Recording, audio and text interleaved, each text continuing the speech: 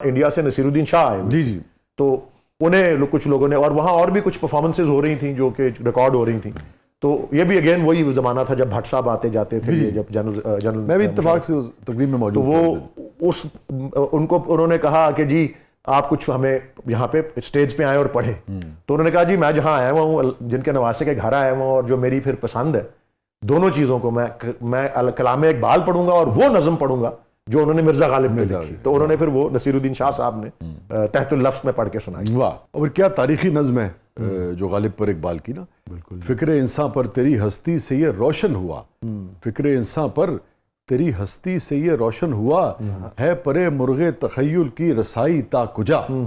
کمال نظم ہے، اور آپ دیکھیے کہ بڑا آدمی کیسے بڑے آدمی کو ٹریبیوٹ پیش کرتا ہے، یہ بھی سیکھنا چاہیے۔ جی میرا ولید اقبال صاحب سے سوال ہے کہ وہ جب رومانٹک موڈ میں ہوتے ہیں وہ غالب کو زیادہ پڑھتے ہیں، میر کو، یا علامہ کو زیادہ پڑھتے ہیں؟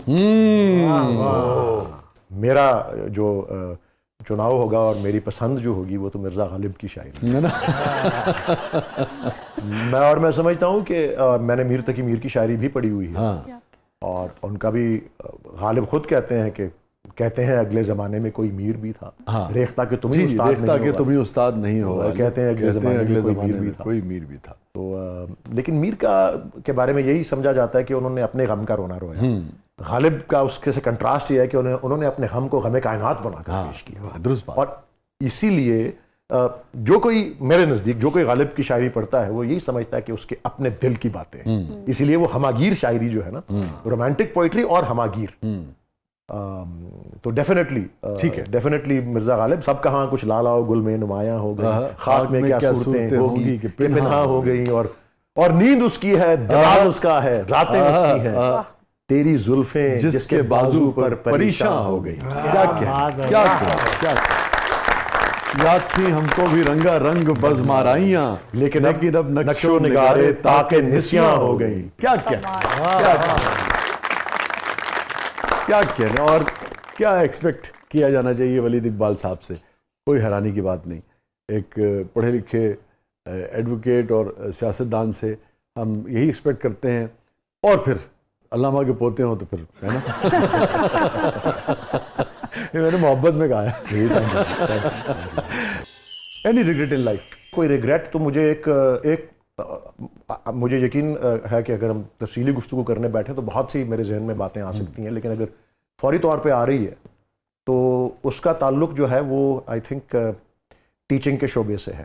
مجھے بار بار اپنے دل میں خیال آتا تھا کہ جب اسکول میں تھا یہاں پہ، ہمارے ایک میتھمیٹکس کے ٹیچر ہوتے تھے، اور بہت وہ سخت تھے، اپنا ڈسپلن جو کلاس روم میں ہوتا ہے وہ تو چلیں ہوتا ہی ہے، لیکن وہ جو پڑھا رہے تھے اس کے اندر اپنے آپ کا جو ان کا یہ مشن تھا کہ ان کا ہر اسٹوڈنٹ، اس لیے ان کی کوشش ہوتی تھی کلاس چھوٹی ہو، تو ان کا جو محنت کرانے کا طریقہ تھا، روز کا ہوم ورک دینا، اور جس طرح کے وہ سوالات دیتے تھے، اب ہم اس زمانے میں او لیول اے لیول خاص طور پہ پاکستان میں 2 اسکولوں کے علاوہ ہوتا ہی کہیں نہیں تھا، اور ہم ٹاپ ریزلٹس ہمیشہ پروڈیوس کرتے تھے ان کے سبجیکٹ میں، کیونکہ ان کا روز کا ڈسپلن تھا، روز ہوم ورک دینا، اگلے دن پوچھنا۔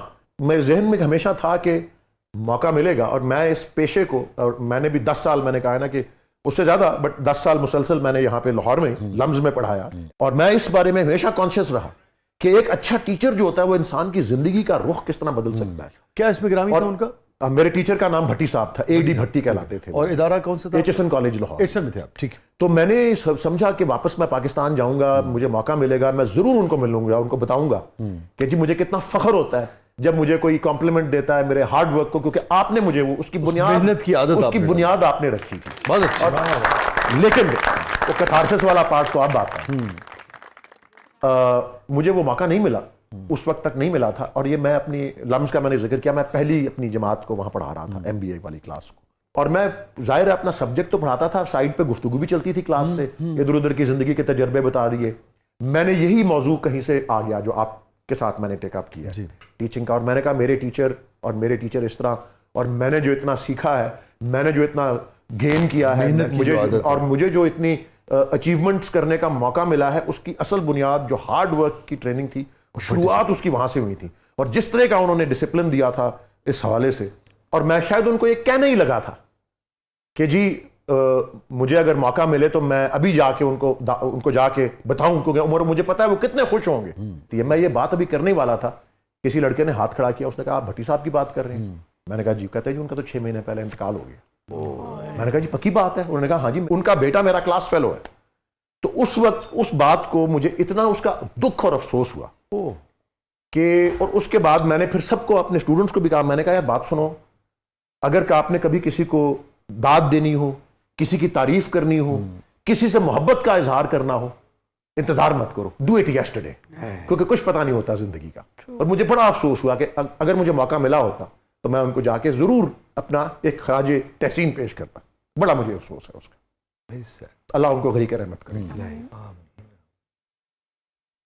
یہ بڑی خوبصورت بات ہے جی کہ آپ کا جو ریلیشن شپ ہے ایک اسٹوڈنٹ کا, ایک ٹیچر کا, اتنا احترام کا, اتنا پیار کا. I can see tears in your ہاں جی. اور میں آپ کو یہ بھی آپ یہ کہاں یہ بھی ناپید ہو گیا نہیں, میں آپ کو یہ بھی عرض کروں, اس بات کو شاید اتنے لوگوں نے توجہ شاید نہیں دی ہوئی.